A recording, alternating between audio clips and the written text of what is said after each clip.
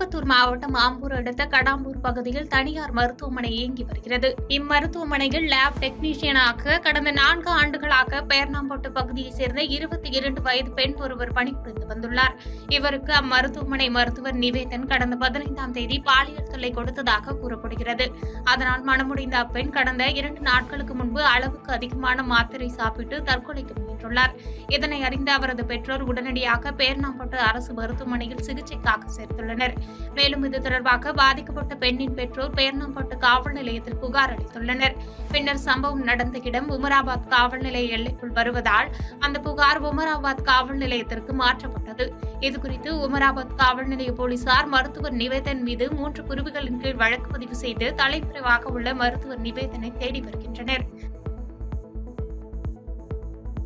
பாதகம் செய்பவரை கண்டால் நாம் பயங்கொள்ளலாகாது பாப்பா, மோதி மிதித்து விடு பாப்பா, அவர் முகத்தில் உமிழ்ந்து விடு பாப்பா. அண்மை செய்திகளை உடனுக்குடன் தெரிந்து கொள்ள இணைந்திருங்கள் இயம்நாடு தொலைக்காட்சியுடன்.